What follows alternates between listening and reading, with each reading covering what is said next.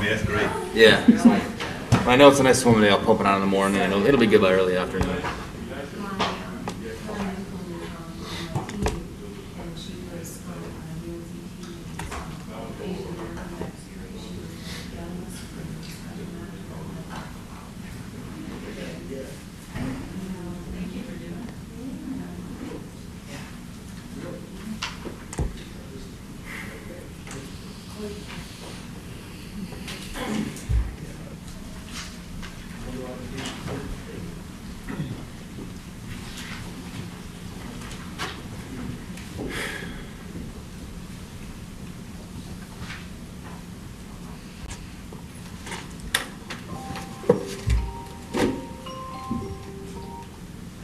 It's time. I like your one. It's nice. It's calming. Yeah. Instead of like. I had to search out to find one that was not jarring. Who's in front of you? Does Lori want? Good. So that is what we want. Yeah, that's for you to sign. Donna's gonna print one out. Okay. A nice paper for you to sign. Oh, that's just kind of. Place for her to read before she realized it. Yeah, I told her, I was behind and trying to. You're okay? Gotcha. Thank you. All the time. Well, there's one that looks like it's 27 slides and one that looks like it's 2. Does that sound right? No, they're both on with 3. And maybe here's confused. Yeah, that's me. Is this one? Yeah. Is there another one? And then the budget one's mine. This one's That's yours. that's all. The other one is just, That's yeah, just the planning in general general. plan. I mean, unless they inserted mine in there sometimes. It looks like it might have the same map. Yeah, it has a similar, they all have, they start with a similar map. That's the good, so council doesn't want to set where it is. So I have a map with similar but stars and. Okay. There's two. That's fine. Good. Yeah, So there's just those two different. Very funny. There's several ways to get here. I just wanted you to know that. You know, I have to go the same way all the time. I'm not good with that at all. James came out and I called him crying. I'm in love now. I'm trying to get to this.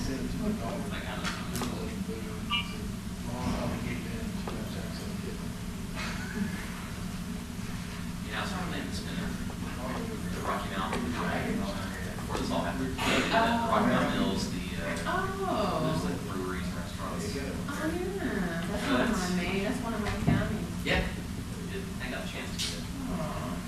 You have to go to, who else is doing Sounded like it's Donna. What's happening? Who's she back? It's not his own. Oh, Like it's not. she can't hear you now. Can you be loud? Can you be Oh, loud? I didn't know you could hear me. No, I can't hear you at all. She told me last week, quit messing with my ear. That's nothing to do with it all. Glad you were just laughing and not something else. Everybody. Right.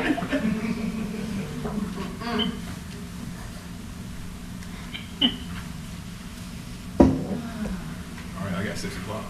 Ready to roll? Good evening. I will now call to order our regularly scheduled Apex Town Council meeting for Tuesday, May 19th, 2020. And I would like to welcome those who have joined us by live stream. We'll start the meeting with an invocation. I'm going to read a statement. The town of Apex values and celebrates diversity and inclusion. We see diversity as a strength that binds our community together. Inviting members from different faith communities to deliver an invocation at the beginning of our council meetings supports this unity.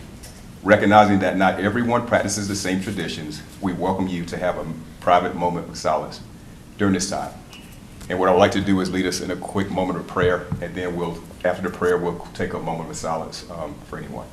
So please join me if you wish. Bow your head. Father God, we thank you for this time that you have appointed for the members of council, as we are here as a team in unity, to serve the citizens of Apex, business owners and stakeholders. Give us the wisdom, give us guidance, give us the strength to continue to serve in your will. And Lord, bless all of those who have fallen victim to anything in our community, any harm, danger, and just continue to protect them as we move forward as a community. Lord, we know that with you, we're strong and we have power to overcome anything, and we trust in you in that. And Lord, in all, we give you honor and glory. Amen. And I want to take a brief moment of silence just to reflect on who we are as a community and just kind of put everything in the barriers aside and focus on what we're here for tonight.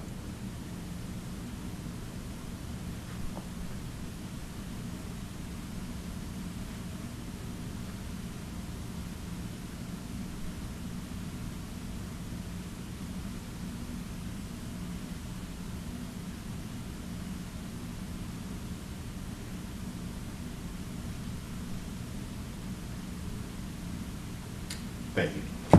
Please join me in the Pledge of Allegiance. I pledge allegiance to the flag of the United States of America and to the republic for which it stands, one nation, under God, indivisible, with liberty and justice for all. Thank you. All right. Welcome back to the chamber, all the guests that are here tonight. It's been a while, and I want to remind you that if you need a copy of the printed agenda, there are some available just outside that door to the left. You can also use your device if you would like and access it from our Town Council page under the Agendas tab. If you haven't signed up already to speak during a public forum or public hearing, please do so at this time. And then we'll collect those sheets and invite you up at the appropriate time. All right, so we'll go ahead and move to our presentations at this time. And the first presentation, only presentation tonight, is by Mayor Pro Tem Nicole Dozier. Presentation of proclamation declaring Asian American Pacific Islander Heritage Month. Thank you, Mayor. Asian American and Pacific Islanders' accomplishments have enriched our communities and stand as a testament to the value of embracing a nation of people with diverse ethnicities and experiences, all reaching for the American dream through shared values, goals, and vision. In May, chosen because the first Japanese immigrant arrived in the United States, May 7, 1843, America celebrates the indelible marks on our culture and traditions.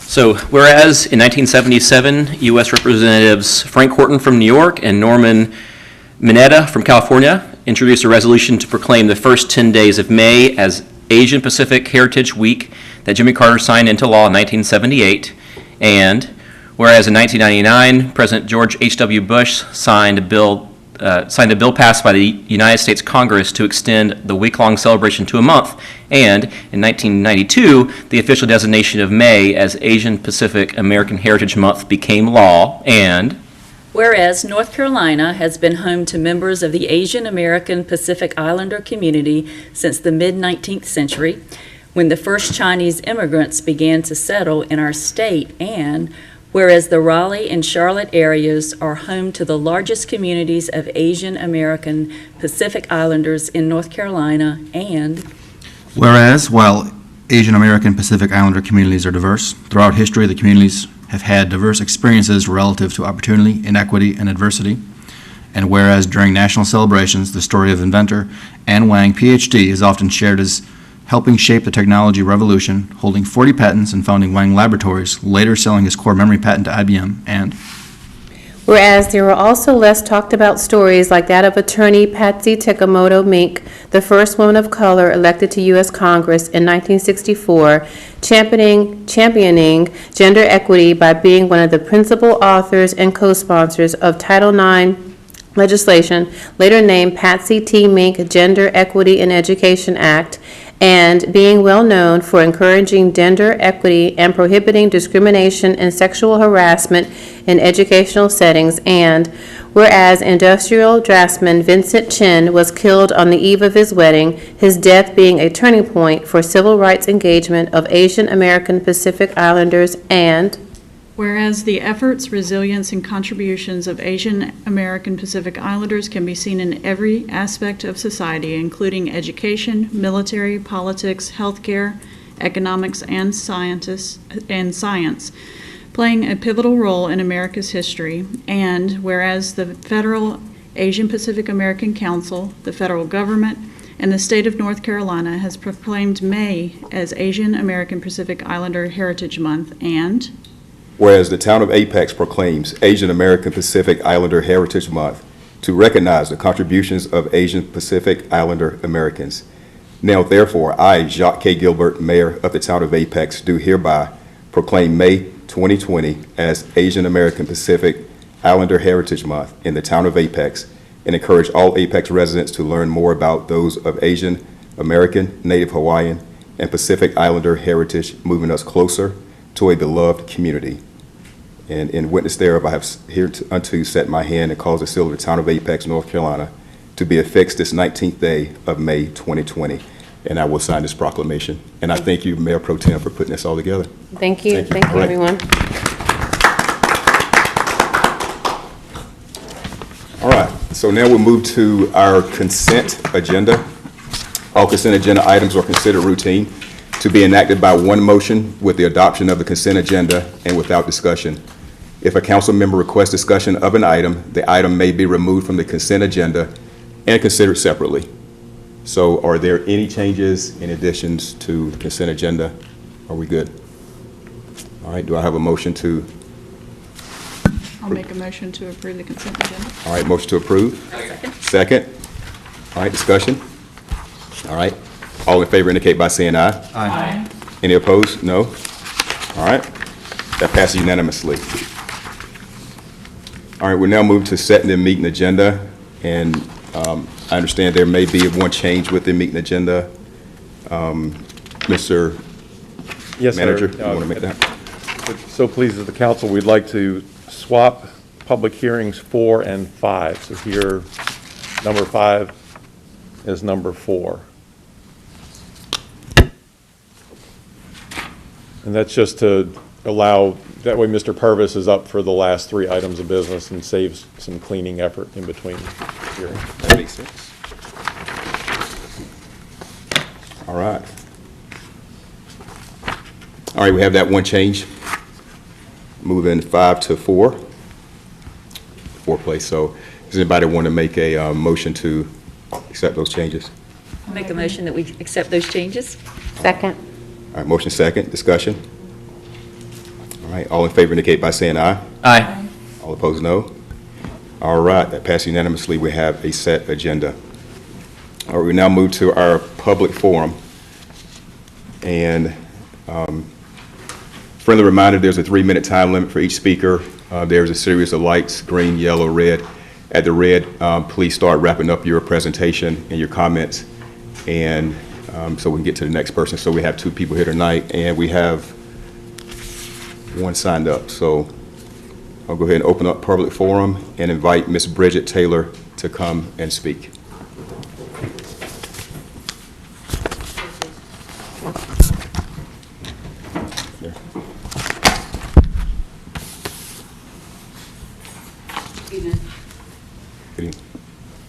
I'm Bridget Taylor, 226 Harbor Haven Drive. Understanding words have power. Each of you seated on this council shows of your own free will to speak the words of your oath. Those words were your first and most important duty. The oath of office is to remind you that you do not swear allegiance to a superior, an agency, a political appointee, or even the president. The oath is to support and defend the U.S. Constitution and faithfully execute your duties. The actions you take to protect and enforce and uphold those words says everything about you as a person. You swore to honor those words when you took your oath. I too spoke an oath 40 years ago to the military. Those words, once spoken of my own free will, are bonded to my heart and show through my actions that I am as good as my words. I was given rights by my Creator, same as each of you. Your rights do not remove mine, no matter what you're afraid of or what you desire. What I am responsible for my words and actions, the same as each of you. That is what it means to be a sovereign being. The obligations to fulfill your oath in upholding the rights of these people following the laws of the Constitution was yours. No matter who gives orders, executive or not, on the contrary of said rights of the people, were in your oath to uphold. Nothing in the Constitution says your fear of death takes my rights. It is not within your rights to tell me what is essential in my life. My happiness is not yours to decide. My life is not yours to oversee. My freedom is not yours to remove. The people that want to stay at home and live in fear, that's their right. If they don't want to go to a park or go to church, shop anywhere but Walmart, eat at a restaurant, get their hair cut, again, that is their right. Their choices have no legal basis for forcing the rest of the people of this town to do what they are doing. It was in your oath to protect all the rights of the people, not just those that are afraid or sick because of a virus or a mental illness. The damage you have done to each one of the people in this town while breaking the oath of your office is your personal responsibility. There are no excuses. To say my commander made an order and I had to follow is not valid, since it goes against your oath. Your first duty was to yourself, and then the 65,000 people of this town. There are not, when you took your oath, you were to uphold it. They are not just written letters on paper. They are words of power. Standing up for what is right, even if you stand alone, takes guts, sacrifice, and determination to protect those powerful words. Read and understand laws. One of the biggest ones that you guys took away from everybody was the deprivity of rights under the color of law. This is a very basic civil rights. We went through this 40 years ago to give the rights to everybody.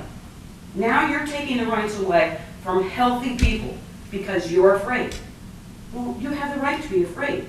You have no right to take my rights. Thank you for speaking, Ms. Taylor. All right, that was the only person signed up tonight to speak during a public forum, so I'll close the public forum. And now move to our public hearing. So we'll start with the first presentation tonight by Diane Ken, our Director of Public Hearing, a possible motion to adopt an ordinance on the question of annexation number 688 into the town corporate limits. So Ms. Diane Ken. Good evening, Mayor and Council. This is Diane Ken, the Planning Director, and I hope that you can see the presentation. Yep, we got it. Okay, good.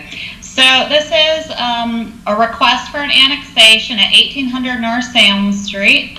The location is off of the ramp from US 64. The building, or the property in question is 1.97 acres, and the building has a use for a dental laboratory, and they are in need of town water and sewer to make the business work. And so they are requesting annexation for town services. Town staff does recommend approval. Be happy to answer any questions you may have. Thank you. Any questions for Diane?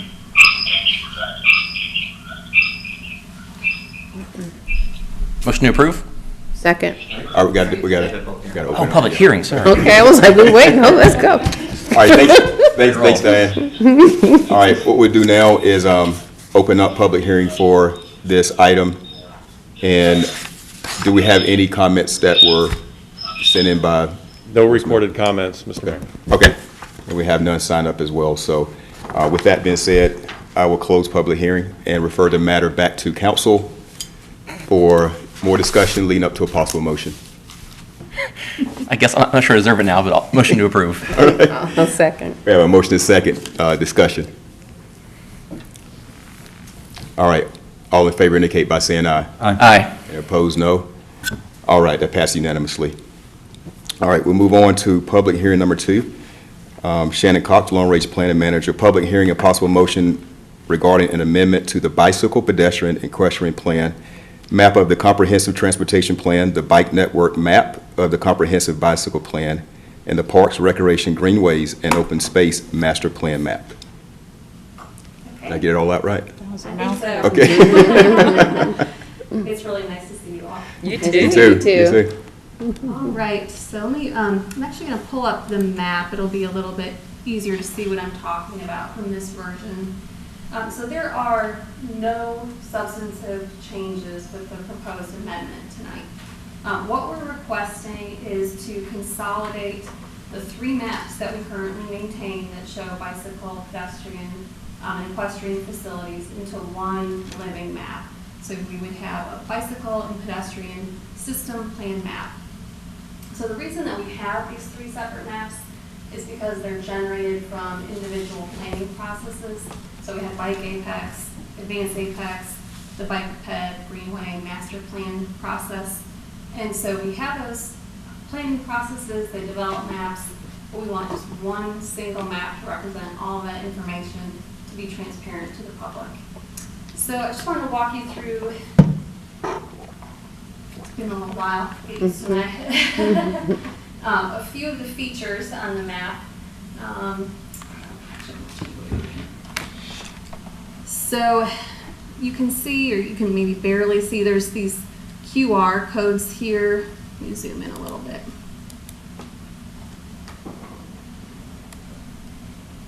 So these are links to those 3 plan document maps that I mentioned, so people can easily reference back to the original document.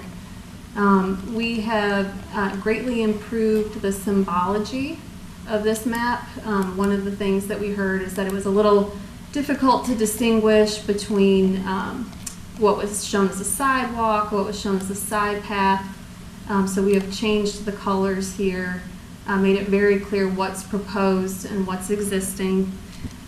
We have added labels to all of the greenways, shown future schools, parks, things that you'd want to look at, along with bike ped facilities.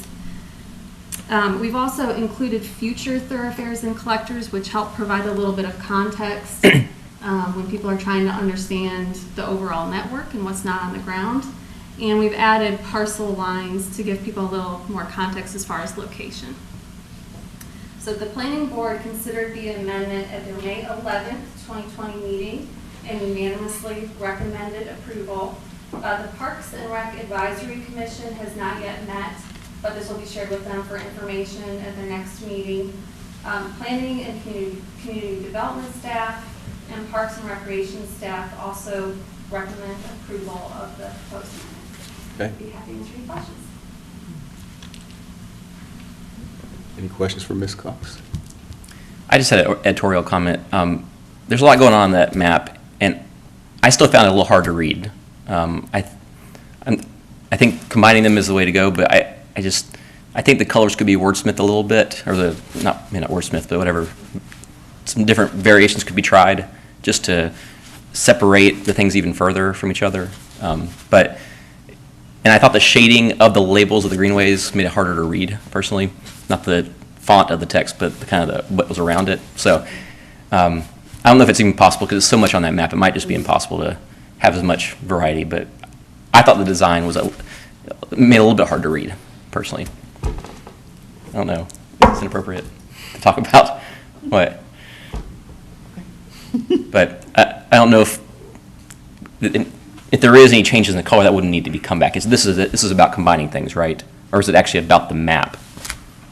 I think that the main issue is, can we consolidate into one map and have that be the living document that we reference Okay. in each plan. If you have color suggestions or something that you'd like to see, I'd be happy to Okay. work on that with Will. Okay, thanks.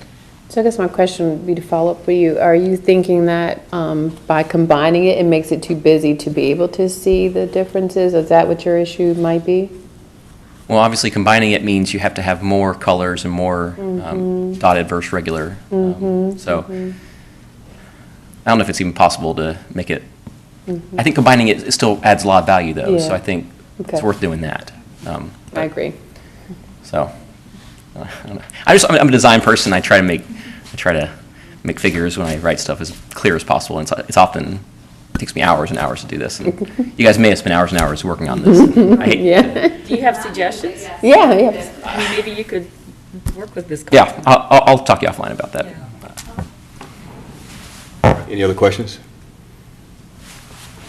Thank you so much. Thank you. All right. I will now go ahead and open up public hearing for this item. Do we have any recorded comments, Mr. Manager? No recorded comments. All right, no recorded comments. I have no one sign up here tonight to speak on this item, so therefore I will close public hearing on this item and refer it back to council for a possible motion. Motion to Discussion. approve? Second. All right, motion second. Mr. Mayor, Yes. I had a request here from your town clerk. If you could repeat when you're calling for the motion, who made the motion and who seconded it, so she can will. hear it very clearly from you, that would be, All she right. would really appreciate it. Absolutely. Okay, all right. So, public forum is closed. Public hearing, excuse me, for this item is closed. Do I have a motion for this item? So Nicole Dozier make the motion. All right, Audra Killingsworth, second the motion. all right. Discussion. All right, all in favor indicate by saying aye. Aye. Any opposed, no? All right, that passes unanimously. All right, we'll now move on to public hearing 3. Public hearing and possible motion regarding various amendments to the Unified Development Ordinance presented by Amanda Bunce, current planning manager. Good evening, everyone. Good So evening. we have three simple amendments to present to you tonight. These are recommended by planning staff. The first amendment is to remove the reference to the recommendation of the planning board for special use permits, which is a quasi-judicial process. This is left over from some time ago whenever the planning board was removed from that process. So this is just basically a cleanup item. The next amendment, again, is to correct a couple of typos, to correct the number of zoning districts provided in the ordinance, and to remove an extra "and" in that section. And finally, another cleanup item, Amendment 3, is to the use table, to remove the reference to supplemental standards that do not exist for this use. And that was just a holdover during the drafting stage for when that use was added to the ordinance. There are no supplemental standards for that use. The planning board heard these items at their May 11th meeting and unanimously recommended approval. I'll be happy to answer any questions that you may have. Seems pretty simple. All right, seems pretty clear cut. Any questions for Ms. Bunce? All right, thank you. All right, so we'll go ahead and open up public hearing for this item. And Mr. Manager, do we have any recorded There were no comments? recorded comments, Mr. Mayor. No recorded comments, and no one here is signed up tonight to speak on this.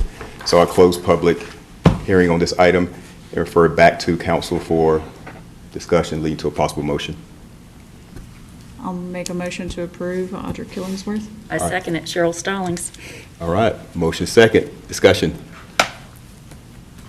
All in favor indicate by saying aye. Aye. All opposed, no. All right, that passed unanimously. Thank you. All right, we'll move to public hearing number 5. Public hearing, possible motion regarding associated amendments to the transit plan map of the Comprehensive Transportation Plan. Good evening. Good evening.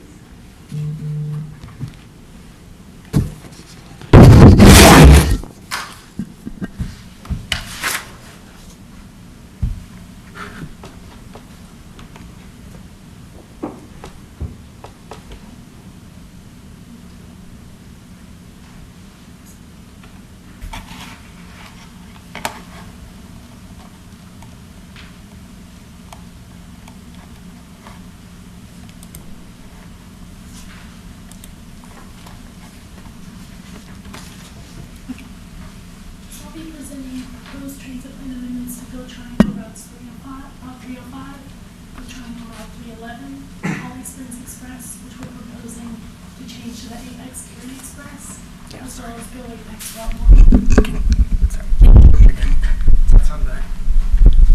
I don't know. I can hear, yeah, go. Maybe go all the Go way. ahead, Jenna here. Scott. Maybe turn all the way towards you two, I would recommend, yeah. Thank you. Perfect. So here's a preview of the proposed transit amendments. So just to show that all of the routes are designed to meet in downtown, and they've been designed to serve the areas with the highest propensity for transit throughout town. And last October, we presented a new route, the Holly Springs Express route, that would have provided a connection between Holly Springs, Apex, and downtown Cary. But it was determined that this would not provide a reasonable connection between Holly Springs and downtown Raleigh. So we've worked with our partners at Go Cary and Go Triangle to come up with a solution to that, and we've split that route into two. So now the Go Triangle Route 305, shown in blue on this map, would provide a connection between Holly Springs, Apex, and Raleigh. And this is an existing commuter route. This provides service between Apex and Raleigh. And then the other piece of the Holly Springs Express route, the connection from Apex to Cary, would be provided by the new service that's shown in green on this map, the Apex Cary Express. And that would also be a commuter service, or a peak hour service. The route shown in purple on this map is Route 311, and that's an existing route that provides service between Apex and RTP during peak hours. And the proposed amendments to this route are consistent with the regional plans. We're just adjusting the alignment in downtown to facilitate transfers to other routes. And then finally, the route in yellow is Go Apex Route 1, and we're proposing to amend that route to provide additional service in downtown Apex and facilitate transfers between the Go Apex Route 1 and the Apex Cary Express. So now I'll get into the details of each route amendment. The first one is for Go Triangle routes 305 and 311. So before we get into the details, here's a map of the existing service in Apex.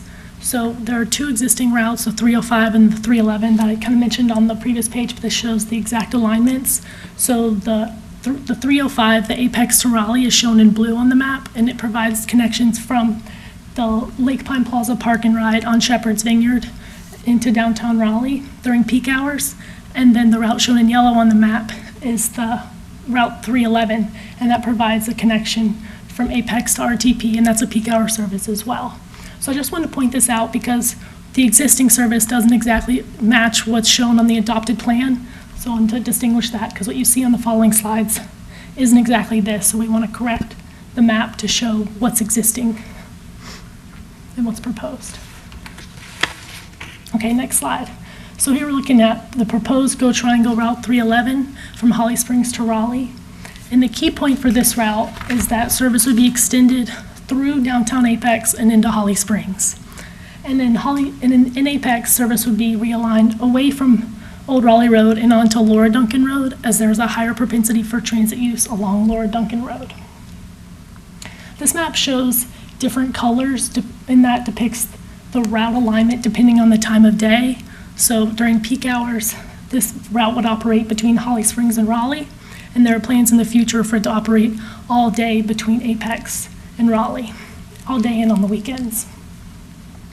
And this map incorrectly labels existing Route 311 as existing Route 305. And so we want to make that map correction and then remove service along Old Raleigh Road, and then adjust the alignment. If you see the purple with the black X's, adjust the alignment through downtown Apex for consistency with Go Triangle's recommendations.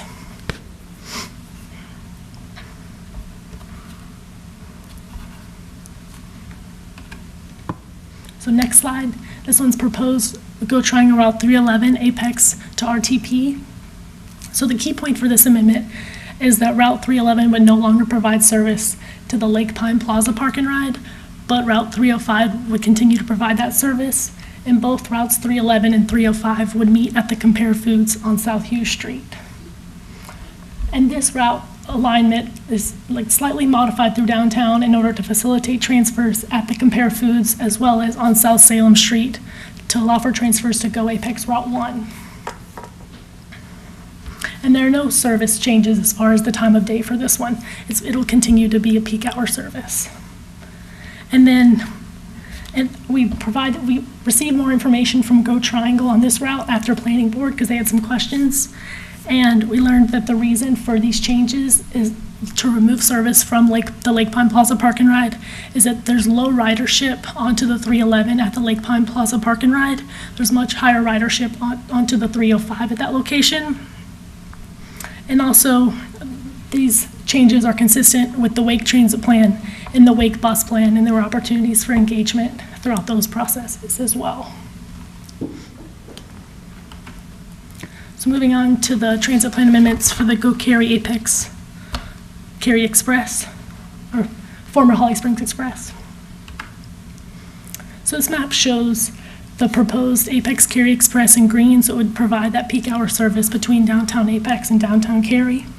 And what you see in the black X's is the removed portion of this route, because the section from Apex to Holly Springs would now be provided along Route 305. And then there are some benefits to splitting this route. We get that direct connection from Holly Springs to Raleigh. And also, in the future, we'll have all-day service to the Cambridge Village proposed affordable housing development site down in the Apex Peakway South U Street area, where there's also the Walmart. And we'll provide all-day service along Route 305 to the Compare Foods. So just Can I stop you right here? Sure. For all these routes, they're kind of the commuter ones.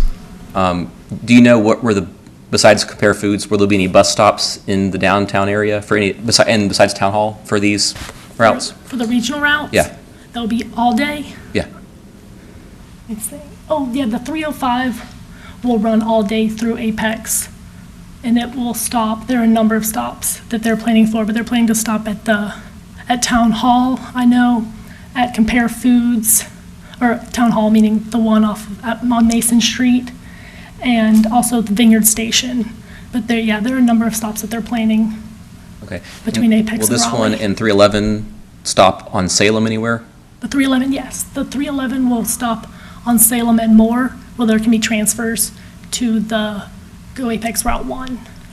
Okay. And what about this one? The Apex Cary Express will have a stop at Hunter in Salem. Okay. 2 stops there, and that will allow for transfers to the Go Apex Route 1 there. Okay, but they're not, okay. But you're not going to be able to transfer from 311 to this one except at Compare Foods? 311 to the Apex Cary Express? Yeah. 311 to the Apex Cary Express. The 311 will also go along Right. Salem Street. But it won't go all the way to Hunter, it looked like. The 311? Yeah. Yeah, no, it will turn around at Chatham. I believe it was Chatham. Yeah, it'll turn around at Chatham, but it'll hit the stop at Moore, or it will go along at Moore in Salem. Okay. And that's where this one will as well, but what we're timing it, like the key stops for this route were the ones at Compare Foods and then at Salem and Hunter. Okay.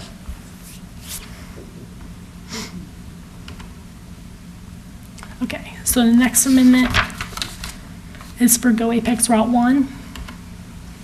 So we've divided the amendments for Go Apex Route 1 into 3 sections.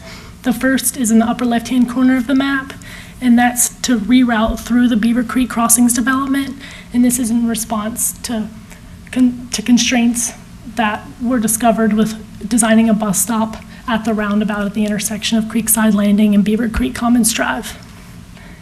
The second one is to reroute and remove service along Apex Peakway between Salem Street and 55 and reroute south along Salem and west along Hunter. And this would allow us to provide 2 additional stops on Salem and 1 on Hunter and an additional 1 on 55. And one of the stops on Salem would also be one of those transfer points to the Apex Cary Express. But one trade-off with this one is that there would not be a stop on the Apex. We previously had 2 proposed stops on the Apex Peakway, and under this route alignment, there would be a nearby stop for one of them, but not another one. So there's a trade-off in one of those, a loss in one stop. The third section of the amendment is right in downtown. So previously we had plans for the bus to travel along Chatham to Mason, but we're proposing, to reroute and travel north along Salem and then turn onto Center, and that would allow us to provide a stop at the depot because there were issues with the plans for a previous stop at the intersection with Salem and Chatham because it would require us to remove 3 parking spaces in order to get into that stop and then make that turn onto Chatham. And then one trade-off with this route amendment is that we would lose a stop on Chatham Street at the Methodist Church. So here's the same, this is the route this is the amended route, just to show the existing land uses along the route, to show that it's been designed to serve the areas with the highest propensity for transit in town. So it shows the commercial corridor 55 as well as our parks, apartments, and schools, and then town hall. So here's that same map that we looked at before. Just wanted to reiterate that all these routes were designed to meet in downtown Apex to facilitate transfers between the routes, and that's consistent with our transit plan as well as our downtown plan.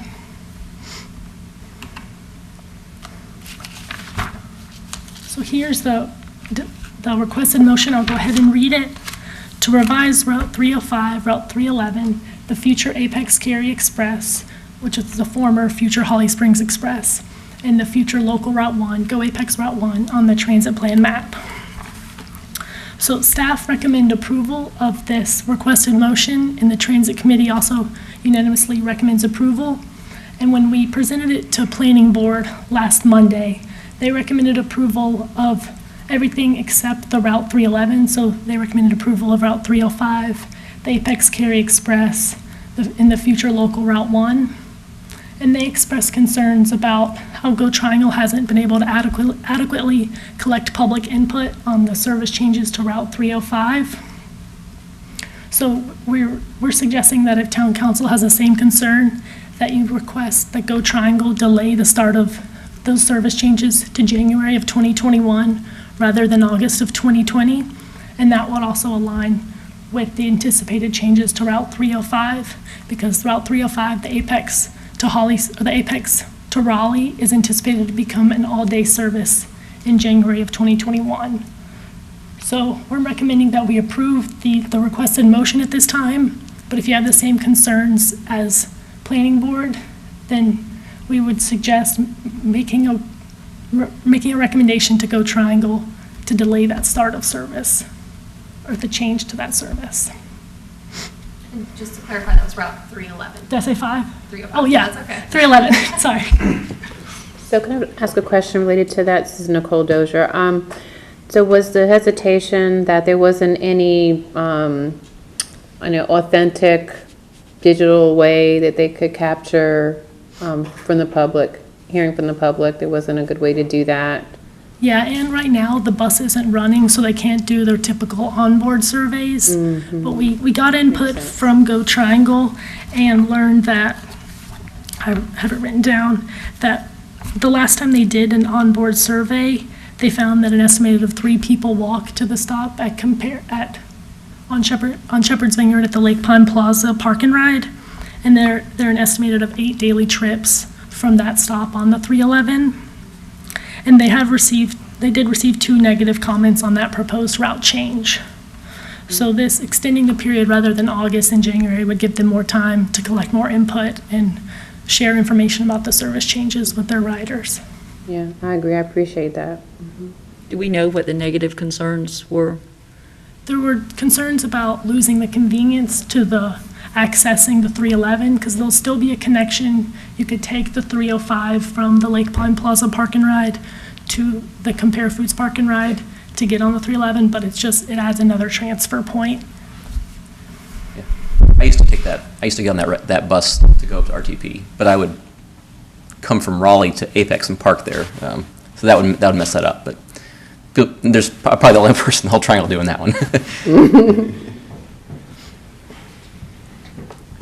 I have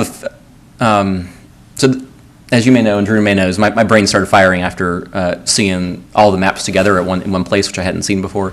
Can you speak to, I read through the draft, I read through the transit study again. Can you speak to what the Transit Committee and everybody and the staff has talked about regarding coverage versus frequency of the most important stops, which are, I think, things like the transfers, town hall, downtown, Compare Foods. I mean, how have you guys tried to balance that?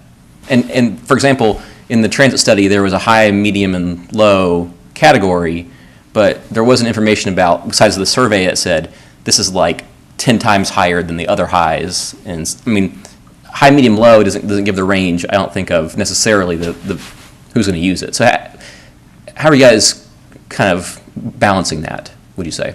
I think the big thing is collecting ridership data after we have it on the ground and then making adjustments. Because right now we want to make sure we hit all the areas with the highest propensity for transit in town. And then if we see there are certain areas that really aren't getting service or certain areas that get a lot and could use more in that general area, then we would make adjustments from there. But I think the coverage based is, I think as Kevin, our partner with Town of Cary mentioned, is really a proof of concept to see how transit works in this area, and then we can refine once we have more data and we've had more like interactions with the riders. And how much have you guys looked into, in the surveys of when this whole study was being done, I know there was like a ranking of important routes and who would use those. Was there a data, did you guys capture data, and maybe can you capture data as far as somebody who maybe would be willing to spend 10 minutes to get somewhere versus 20 minutes versus 30 minutes?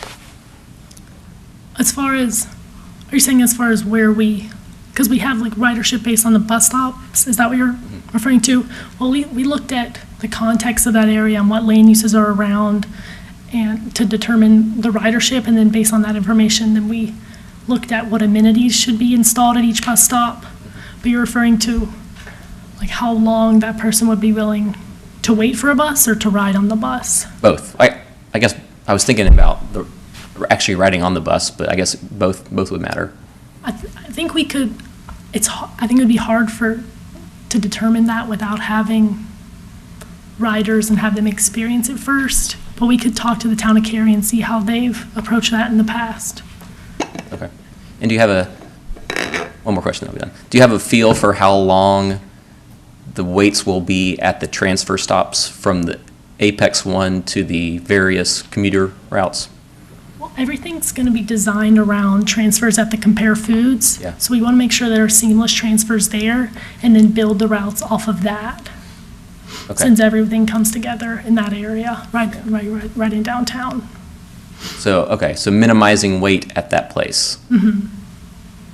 Okay. Do you have a goal of the max wait there's going to be? Like number of minutes? Yeah. I don't. Okay. I bet there's, like they have a standard. We can talk to Go Triangle and Go Cary about what's a reasonable wait time. Yeah. Okay.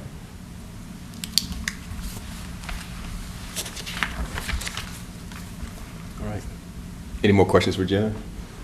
Just an aside, Ms. Schaus, what's the data on the current ridership? Do you have that? On the 311, we have the data on the number of riders at that one stop, how there were 8 people.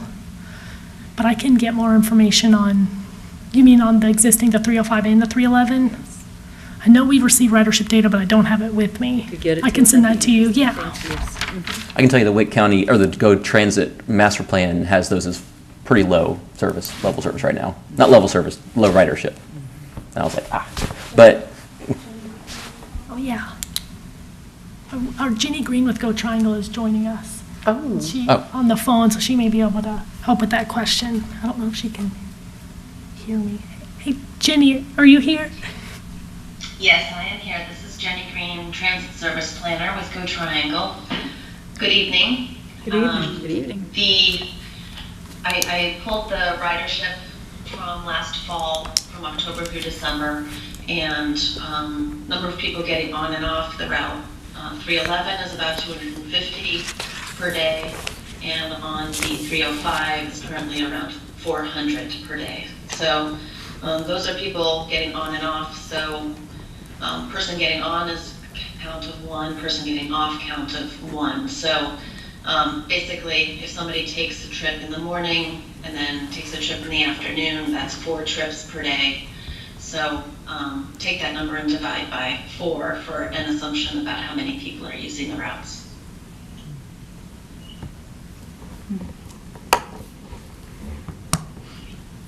Thank you, Jenny.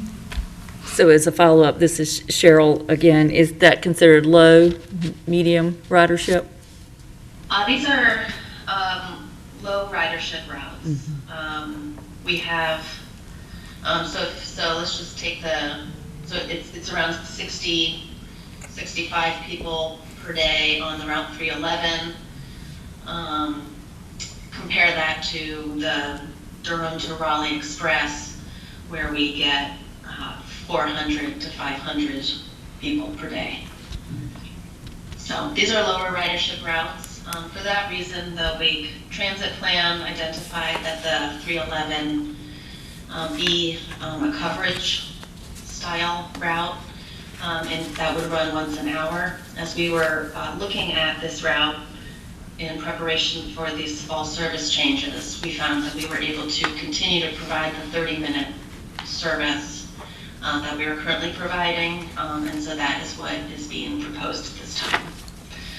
The 305 being a little bit higher ridership, we would expect it to be even higher than it is actually, because it's going to downtown Raleigh and serves a lot of destinations along the way, Wakeman, Cary, NC State, places where it's walkable, where people can get off the bus and be at their employment location. So for this reason, the Wake Transit Plan recommended that route to be converted to an all-day service and to also run more frequently during the peak period. And as Jenna said, due to the anticipated revenue declines related to COVID-19, the Transit Plan Advisory Committee has recommended that service not start in August, but be considered for a later implementation date. Thank you. Thank you.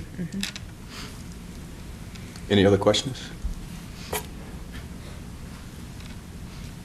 All right. Thank you. Thank you so much for your work on this. Sure. I know it's a lot of work. Thank you. All right. So we've heard the presentation. We know what the motion is. So what I'll do now is open up public hearing for this item. Do we have any recorded comments, sir? No, sir. All right, no recorded comments. We have no one here that has signed up for this item, so I'll close public hearing on this item and refer the matter back to council for discussion leading to a possible motion. Motion to approve? I'll second.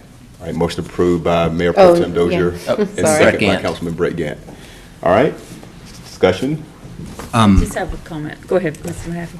I was going to bring up the, to see how my colleagues felt about the comments the planning board made regarding public input for Route 311. And if we're satisfied with the response that Go Triangle gave us before we move on, I just want to make sure that their concerns were discussed here. I think what I heard was the planning board was concerned that there was not enough time to gather input before modifying the plan, and what I understand is Go Triangle came back and said this has been in the works for a year or so? A few years at least. Well, in terms of the public knowing that the route may change, and they've gotten comments on it. It's been in the Wake bus plan. I don't remember when that was. The Wake Bus Plan. I can speak to that. So this change was in the Wake Transit Plan, approved in 2016. It was further studied in the Wake Bus Plan, which I think was approved in 2018. So there was public engagement for both of those long-range planning efforts. However, Go Triangle typically, before a service change is made, would do additional outreach to their riders at bus stops. They can't do that right now.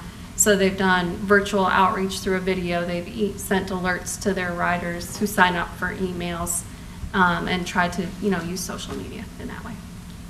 Kind of feel bad for those three guys or people who use a stop. They're gonna, if they weren't able to hear about it, and they, I just imagine one morning they show up Monday, stand at the bus stop for half an hour, waiting for buses not coming.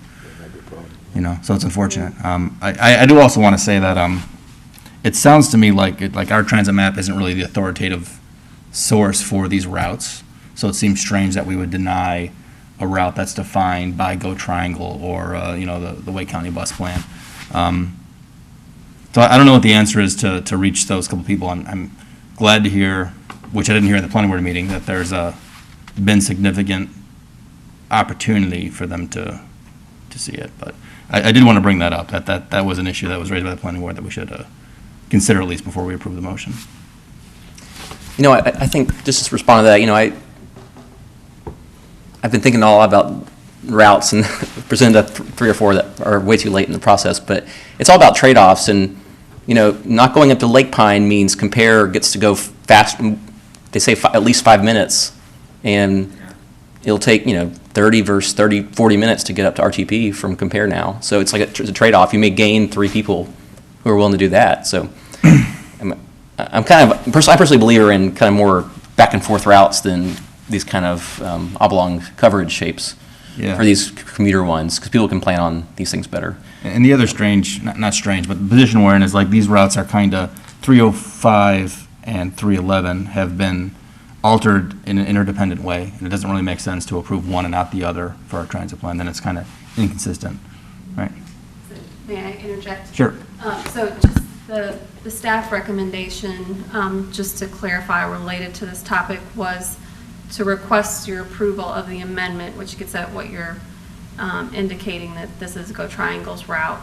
But to go ahead and submit a comment that the service change be made in January instead of August. So I don't know what town council feels about that, but we could submit a comment to Go Triangle to delay the actual change in service for additional outreach. That was going to be my comment as well, what you said, and I like that, to just give a little more time. It doesn't sound like that's going to significantly impact service by delaying it until January 2021, correct? Right, so it would be the changes to 305, the improvement in the service for Apex would be January 2021, we're hoping, depends on revenues. So the decrease in the 311 service would then be timed with that. To me, that makes more sense, to make sure they implement those at the same time versus one in August, one in January. Okay. Mr. Mahaffey, how does that feel to you? That sounds great. Could we add that onto the motion to make that comment somehow? Absolutely. All right, so we'll add that. Okay. So I was the one that made the motion. I think so, yeah. Yeah, you made the motion. Yes. So my motion is to want to add to my a friendly amendment to delay, to provide comment to Go Triangle to delay until January 2021. Is that enough for, okay. All right, assuming that the other one is starting at that January date as well? I mean, do you want to try out, with delay, if they're not aligned, do you still want to request delaying? I don't think so. I think we want them to be aligned. With 305, sorry. No, let's go. 305 delayed till January, you said? So originally, the 305 change would have happened in August. With the decline in revenues with COVID-19, TPAC is recommending delaying it for reevaluation in the fall. We are hoping that it would start in January 2021. So you could either specify January 2021 or specify at the time the increase on Route 305 would occur. And we will convey that. To align their, starting times, yeah. In the line. Okay, so I think my motion is to approve the associated amendments to the transit plan map of the comprehensive transportation plan,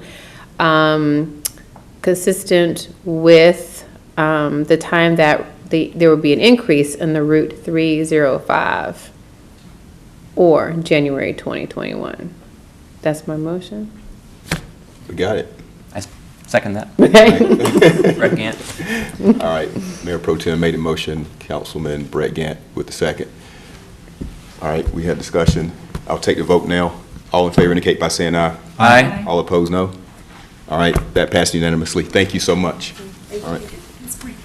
All right, we now move on to public hearing number 4, public hearing and possible motion to approve an order closing a portion of the right-of-way located between 2 Sweetwater Property Owner Association open space tract.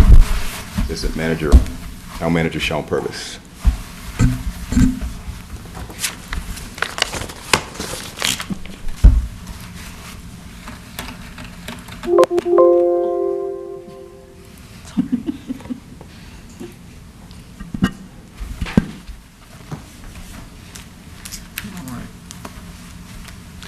Mayor, members of Town Council, good evening.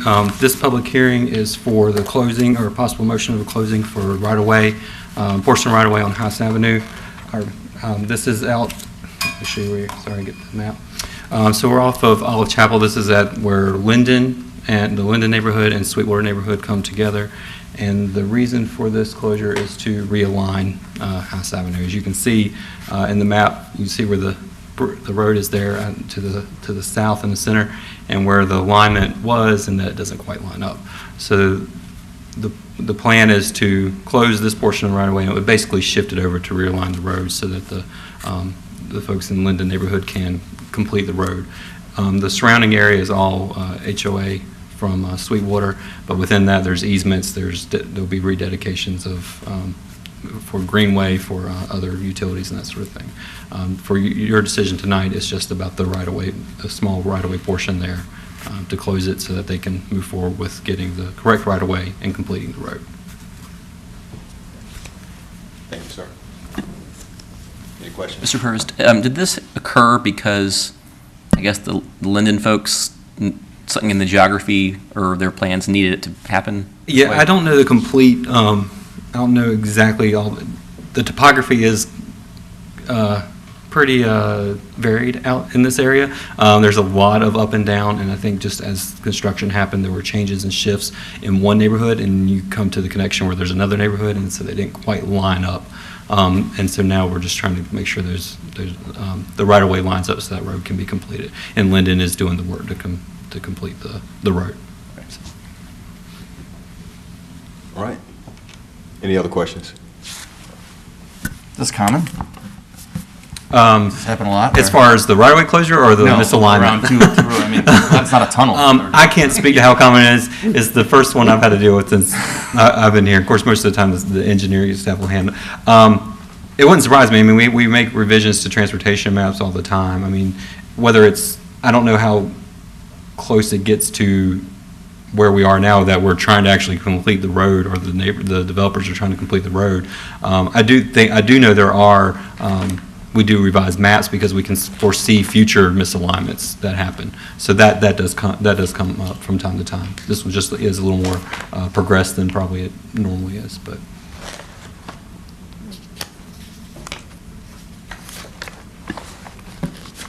Okay.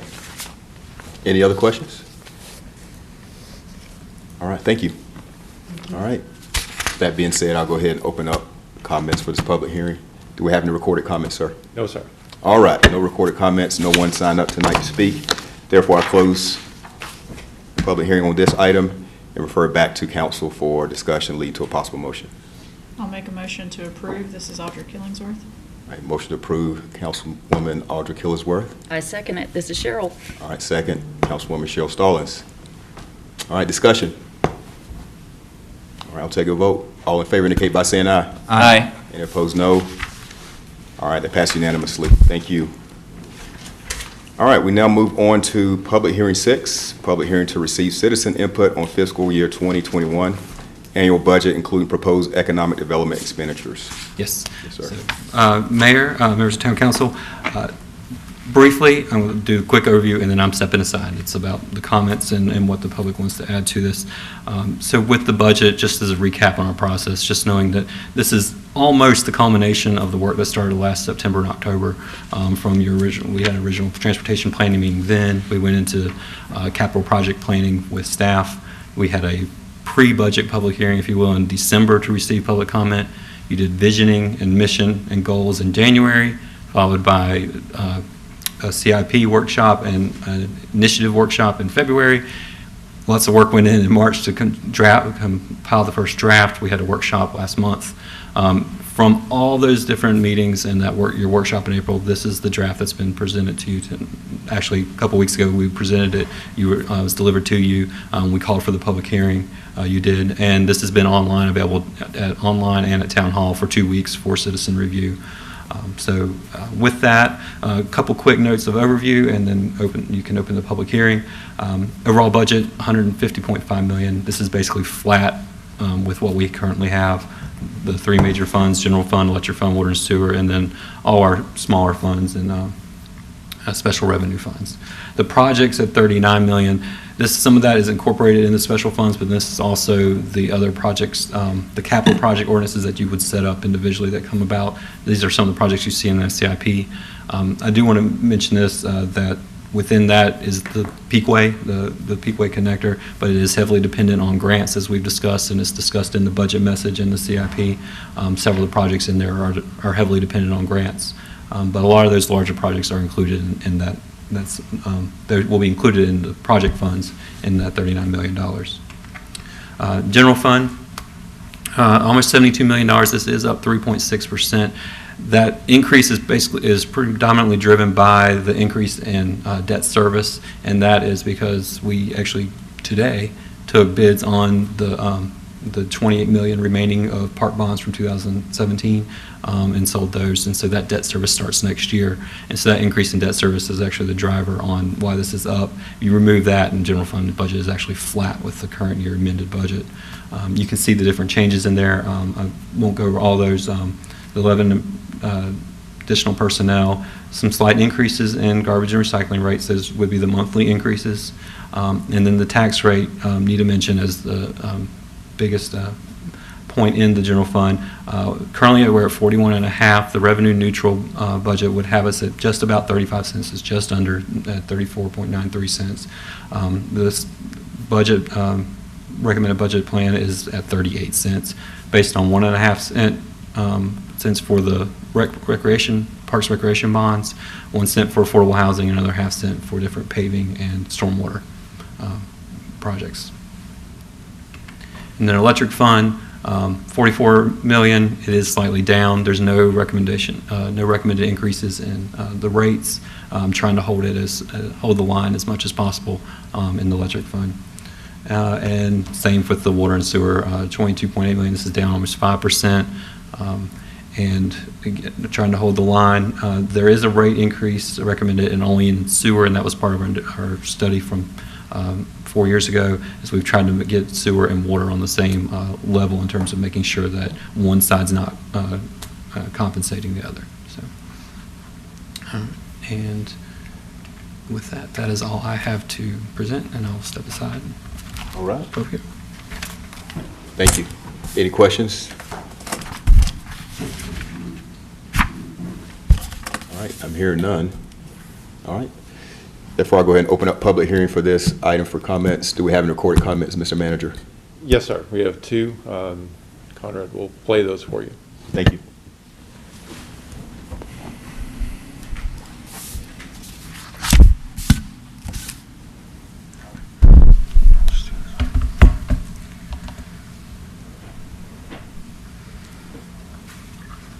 This comment is from Elizabeth Brunner at 306 Hinton Street.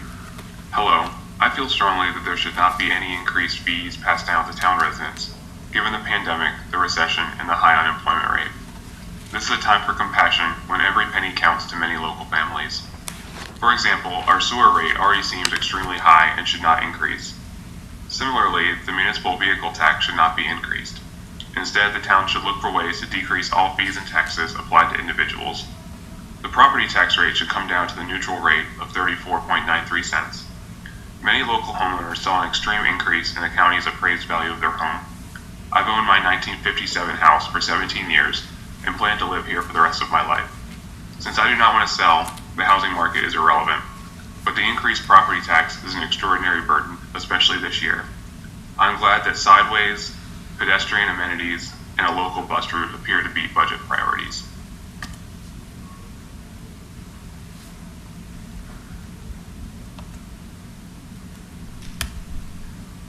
This comment is from Carl Ziller at 303 Interior Court.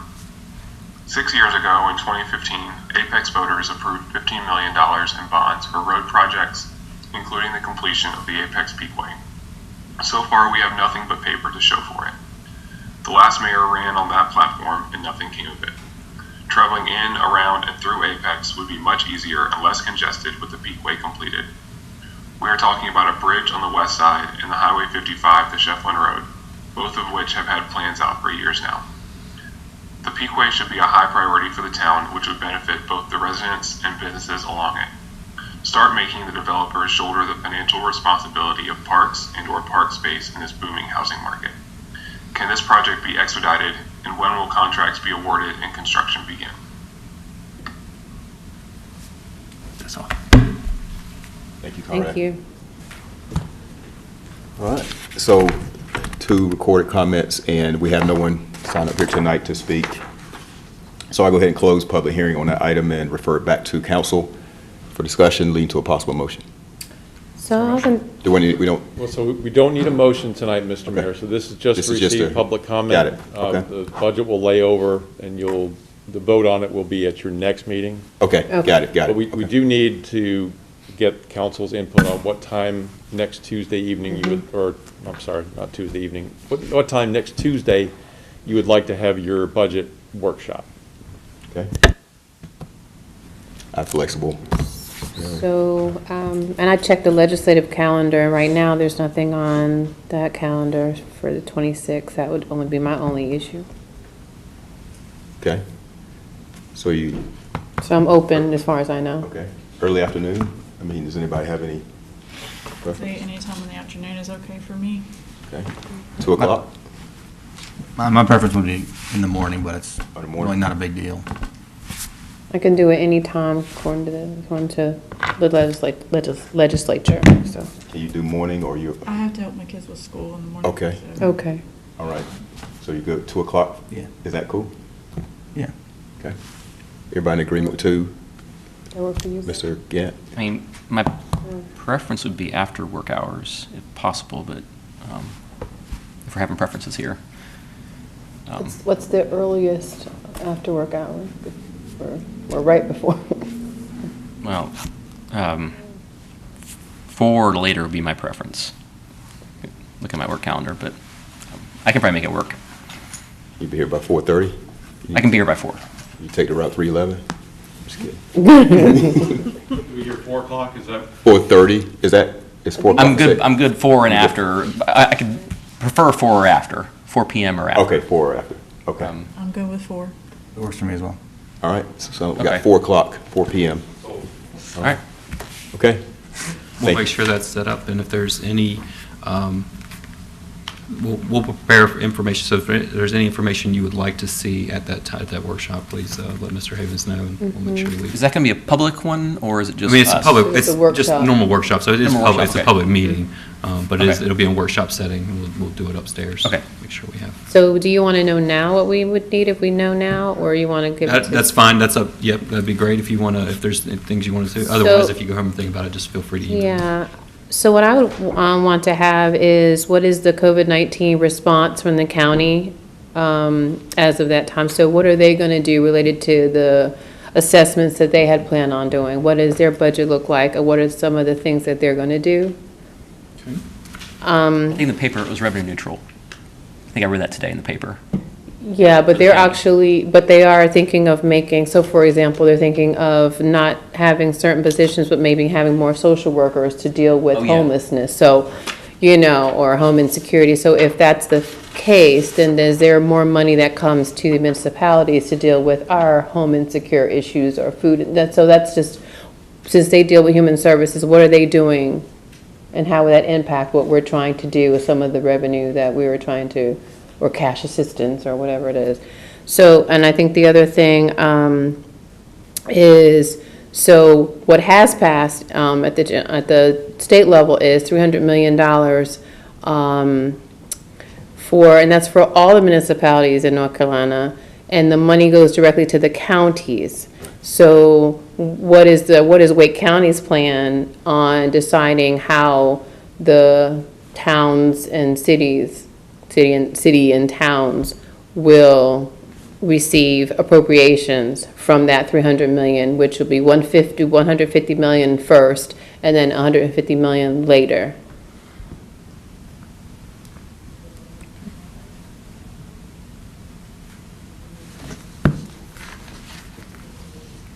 So that's like. Okay, we'll get started on that. Thank you. All right, anything else? Mr. Purvis, all right. All right, we move on to old business. Receive information regarding Executive Order 124 and the town's suspension of utility late fees and disconnects, including the town's proposed payment plan agreement. So, Yes, Mayor and Council, this item is per your request to receive information based on the suspension of the disconnections and then the associated late fees or reconnect fees. Your action was taken back in March, so we're a couple weeks will be near the end of the action you took and the end of the executive order. So this is just to provide you the information on what data we have. We don't have a lot of data at this point. We've only really gone through 1.5 full or 1.5 months, so a couple of billing cycles. So we're trying to provide that information for you so you know what the impact is on the town financially, what we're seeing, even though it's a small sample, what the potential trend would be. And then, again, this is your information. The only thing we would ask for at this point would be your direction on, or do you intend to let your action expire as it was intended on June 5th, or if you wanted to extend it. And then we would potentially modify the plan, the agreement for the payment plan based off of that. So that's and it could be really two things. If you want to, extension could be in two different magnitudes. It could be one, you could extend everything, like delay disconnections and late fees further, or you could extend. We could still, in that part, as of June 5th, we'd start back up with that, but you could extend the payment plan option if you wanted to as well. So those are the two options that we kind of looked at. Thank you for that. I think from the discussion that we had, I think the pleasure of this body is to ensure that we can support people to do what they've been asked to do. And so people can't do these things if they don't have access to utilities. And so my pleasure would be to extend what we already have and just keep in close contact with the other levels of government and cash assistance towards supporting town municipalities and doing what they should for their constituency. Can I ask you, Mrs. Dozier, about what appears to me to be the exponential increase in the amount of money that the town is owed at this point, which is now $500,000 and rising quickly? You're going to ask me something. Are you concerned about that? I'm concerned about people first, and I'm concerned that that if there are orders out there from the federal government down to the county level that say to people, these are things you have to do. You have to try to, you have to wash your clothes, you have to wash this, you have to wash your hands. People cannot do that if they don't have water. So my concern would be people first. So that's just my concern. My preference would also be to extend both payment plan and our suspending disconnections. Job offers and jobs have not picked up yet, even though we're getting close to a phase 2. Those things are not, if people don't have a job, people can't pay for, electricity and can't pay for their water and things like that. So if those haven't picked up yet, I don't think we should be demanding to pay those back. So. I mean, I have concern that the rate of, that the money will be gone forever is, the longer we go, the higher that amount's going to be. And if they still can't pay, the taxpayers will pay eventually for our lost revenue. Or are people paying with their lives? Got a question for,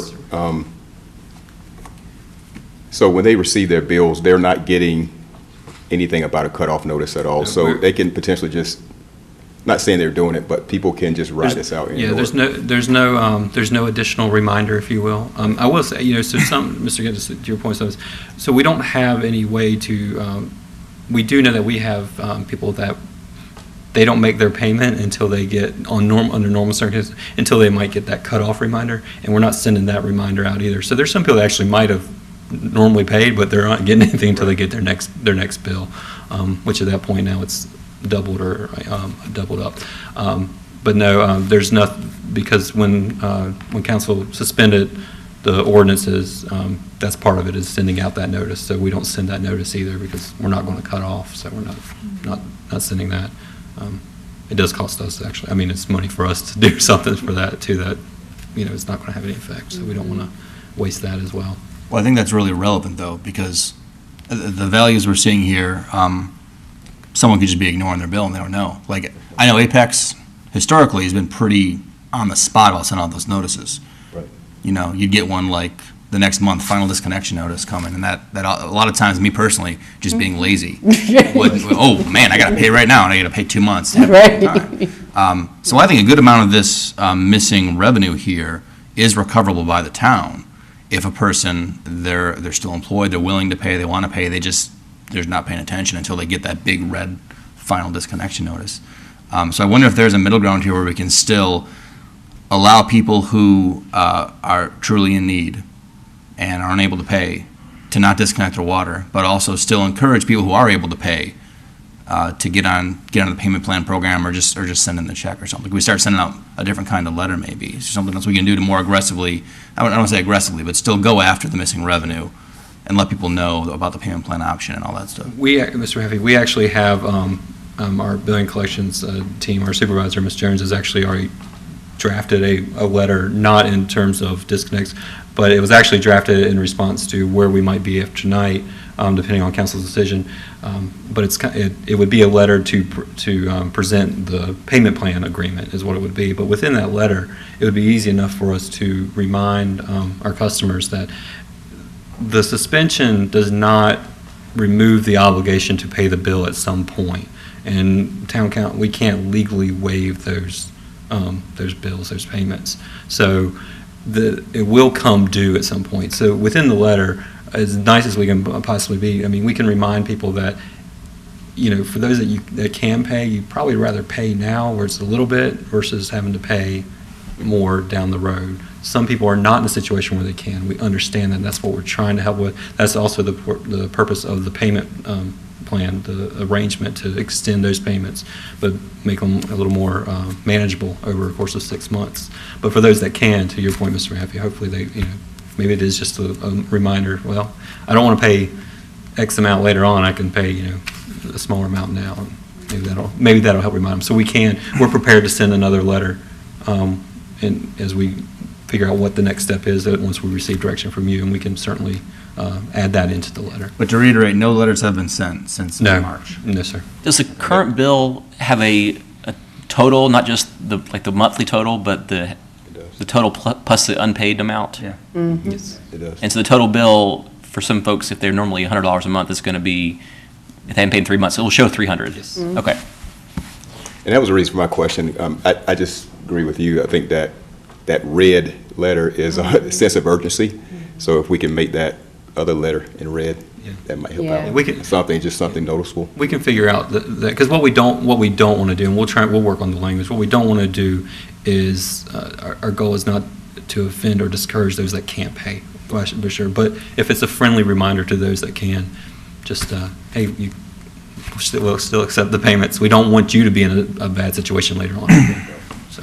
I agree with that, and maybe even in the initial notice, it could be even just, I don't know, maybe something in red, district, something like that. But I will give you a scenario, and I end with this. So you have someone who's a home health aide, and $9,900 is their income, and I'm not making this up. That home health care aide likely has no health insurance, who's serving to help people that are elderly in our community or disabled, or youth who have disabilities.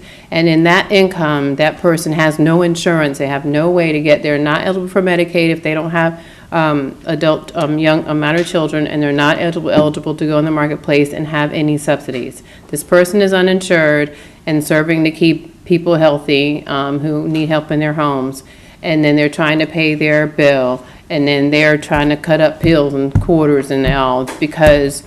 So that's a real story, and that is a real income for a certain home health care aide, and that's why I'm concerned about people over this. We can figure this part out. We can't get that person back, or if that person is sick and get someone else sick who they're caring for, can't get that back. And I want to agree with you, and I mean where I'm at is I don't ever want to disconnect anyone ever again who can't pay their bill. Like if they don't have a job, if there's a legitimate hardship they're experiencing, the water bill should be the least of their concerns. People who can't pay their bill, I think it makes sense for us to have a process to remind them in there. But, I mean, June 2nd, June 5th, 2015, 2019, 2050, whatever, like, I never, again, want to disconnect someone in that situation. But I do think we need a way to move everyone else down the path. So I think we're coalescing around kind of the idea that we do move the date down the road more. Maybe start sending letters to the people who are behind on their current balance, let them know they have payment plan options, and let them know that the current disconnection date is, whatever date we want to set, September, a couple months down the road. And what I'd like to see is maybe this same chart, but with 2 lines on it. The total balance that we got here, and then also a line which represents the amount of that balance, which is we've been in contact with and gotten onto a payment plan to get back down to 0. And the goal being try to make those 2 lines as close as possible together through mailings and phone calls, whatever we can do. So that would be my suggestion, is we move the date down the road, and then at a couple points until then, we get some progress reports on how the town is doing in moving people onto payment plans to get them back to being current. So I know council will decide the date. The only recommendation that I would have from staff point is a date at the end of the month, like the 30th or 31st of the month, is actually easier for billing and fair. That way it doesn't, because we send out billing twice a month. We have 2 cycles. So if it's at the end of the month, that way we capture a full month and we don't worry about splitting it up. So as you determine your date, I would just make that recommendation. Is it also possible to separate out commercial and residential? Our system it would take a lot of work. We can work on it. I can see what I can get you. I hesitate to make any promises without working with staff on that one, but we'll see what we can do. A lot of this, because the way our system's set up, once it's set up a certain way, a lot of this, Ms. Jones and her team have had to do a lot of this manually, and so the larger these numbers get, the more time consuming it is for them, and so, but we'll see what we can do, and I'll let you know one way or the other. So. Do you have a sense of what other towns in the area are doing in this situation now? I do not. There hasn't been a lot of chatter or motion on it. I think, my understanding is a lot are just tied themselves to the executive order 124, and so they'll go through the end of this month. They've set up their payment plans, and they've got their agreements and their letters to send out, which is what we've done to be prepared. But I don't know. I have not heard or one way or the other from other communities. Yeah, so there's some advocates who were asking for a list, and there wasn't really a list somewhere that was accessible to folks, so I think they're just following the order. Mr. Purvis, do you have any idea of what percentage are residential homes versus commercial with this need? No, not with this one. It wasn't easy to pull, from the data. And like I said, we'll see what we can do to pull that out and provide it as best we can. It may give us some time. We'll have to see what we can work through. And if for some reason it just does not look like we can get a query to pull that, then we'll see what we'll find out. Can I ask you what the relevance would be between the difference? I was just curious. Yeah.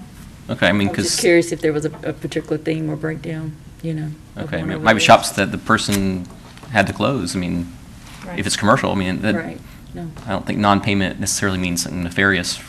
I'm not sure that's what the implication I think is. there's levels of commercial, right? There's small business owner, there's Target. I think there's different levels of commercial. So I think it would depend. If it was Target, I would think that maybe that was something got missed and things are going on. The difficulty in it for us, this is two funds combined, so keep that in mind. It's electric and water and sewer. So in electric, we do have separation between commercial and residential in terms of fees. So that one's a little bit easier to pull out. We have to do it manually, but it's easy to pull. Water and sewer, there is no difference in commercial and sewer accounts. That's the one I do not know that we would even have the ability to pull it out unless we went and printed off a list and marked who we knew it was a commercial or small business. I mean, that would be a very manual, and you're talking 25,000 accounts. So, because that one's they're just classified the same. It's the same rate regardless. So that would be on that one. But electric, we may be able to pull a little bit more on. So. That's fine. And whatever numbers you can get, I would like to see them. Sure. Do you have a recommendation or a thought about what a reasonable time period would be to start this process of trying to convert people over to payment plans? I don't know that I can offer up what that date may be. Yeah, I apologize. Drew? We'll respond to whatever. So we're gonna send the letter out, and that will include some guidance on how to start your payment plan. Right. But as far as when you all want to end the disconnection, the lack of disconnection and not applying fees and penalties, that's up to you. But we'll start to work with people, as Sean said. Audrey and her team have got the letter ready. We'll work in some different wording, change the color of it a little bit to draw some attention to it, to try to get the people that can pay to start moving in that direction. But we just need your guidance on a date when you want to go back to kind of normal and apply the penalties and the disconnections and so on. I mean, I think the relevant thing I would want to see on a way in this, I care about people and I care what's happening right now terribly, but is what increase for everybody else, if we assume it's all lost, what the increase would be per, fractional increase in everybody else's rates to make up for the, right? It's 10% of our total revenue, or 10% of our collections. Is it 10? That's the point, yes, it's roughly. There was 5% of the. Okay, must not have read it very closely. I mean, that is significant, but I do think we could recover a significant amount of this funds with a little bit of effort. I hope so. Yeah. I just don't know. Yeah. Well, if it's okay with the council and the mayor, I'm going to try to make a motion here to articulate what we were just talking about. I mean, in terms of the date, I'm thinking August 31st. Like that'll be 3 months down the road. And then what I'm hoping for is long term, I guess, based on the discussion, I think we want to get to a place where there is a disconnect policy in place, but anyone who has a true hardship could call us up, can talk to a customer service representative, explain their hardship, and then put on this plan. When you're on the plan, there's no disconnect while you're making the payments. Maybe the plan is, I lost my job and I'm looking for a new job, so you're paying $5 a month for a couple months while you're looking for a new job. But I think that's my long-term goal, I think, would be a reasonable place to accomplish what it seems like our shared goal here is of being compassionate and helping people who have a hardship. Between now and then, I think we need to try to convert as much of this past due balance to a payment plan so there's not a cliff edge there or a bunch of people fall off the cliff and get disconnected the first day. Once we're at a point where the past due balance is on a payment plan, they won't get disconnected. And then, the disconnect letter in the future can say like, hey, final notice, disconnect coming. If you have a hardship, call us up, we'll work something out, but disconnect on this date, whatever it is. So to that end, I move we postpone the disconnect date to August 31st and then direct staff to, in the interim, through whatever means you think is necessary, send out letters, try to convert as much of this past due balance as possible to payment plans and report to council monthly your progress in there. Sure. I'll second that. Yeah. All right, we got a motion and a second. Motion was made by Councilman Terry Mahaffey and second by Audrey Killingsworth. Yes, and I would add to that, our advocacy with the county for the funds. So we have innovative programs and things already in place to use for those funds. Right now, there's not flexibility around like replacing revenue for local and state governments, but that's what the push is for, but certainly for programming. Yeah, and I think it bears to be repeated that we're legally prohibited from forgiving the balance. Like we have to collect these funds. This is all about payment plans and giving people the time and space they need to get through whatever hardship they're on. But we can't currently forgive the balance. We're not allowed to. The only thing I want to add too is to encourage people to pay who can pay also, in the language of the letter and not just assume people are just going to go on a payment plan. So we're, I know, adding a lot of things, but I think we're all in agreement that we want to be compassionate. We want people to pay who can pay. For those who can't and go on a payment plan, we'd like to encourage that as well. Yeah, and that's why I said, to be clear, I do intend to someday, perhaps August 31st, if we make enough progress here, to get to the point where there is a disconnect coming. But at that point, you would have the option of going on a payment plan, explaining to a customer service representative or someone else what your hardship is, and that would suspend your disconnect while you work through that process. That's the long-term goal. you may not be able to speak to this, but are there a lot of resources that they're, during the payment plans that they're referring people to that can help them with their money? No, that's a good point, though. I mean, we don't have anything set up where we're referring anybody to certain other agencies but I'm sure that's something we could potentially work to get a list of and to I know help. that there's a federal program, the LEAP program, for low-income assistance plans, of assistant payments to help specifically with utilities. But I'm wondering if there are grant programs out there that we can either explore or create one of our own. So, I mean, I assume that in place is still the program where Western Red Crisis Ministry receives the folks who round up their, when they pay for their electric or whatever, and maybe we just need to remind people who are saying, what can I do? That is in place, and that goes towards helping people with their utility bills.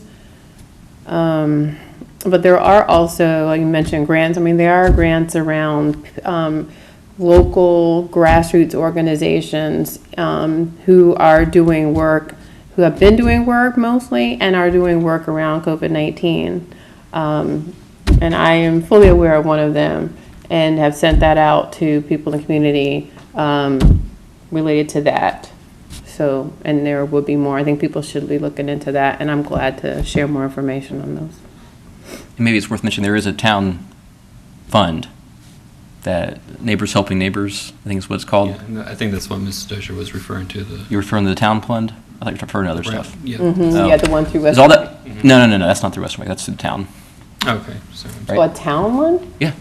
yeah, okay. I signed up for it. Is that not the same? So the money goes to Western. It goes to Western Wake. Yes. Yes. Oh, I thought we We don't- administered something. We don't Okay. administer. No. Okay. We don't have the ability to means test here. Okay. Western Wake does that very well. It goes right to them. We collect, and they're basically Okay, gotcha, sorry. administered program. I misunderstood the. But yes, we do have that program. And that's all that money's Made that going- note. That's something I don't think we had considered for the letter, but it'd be. All that You have money's, to remind people about it. is it going directly to Western Wake? Just every month we collect it, it goes straight there, or do we accumulate a certain amount? I'd have to and- check in on that. Okay. But, Okay.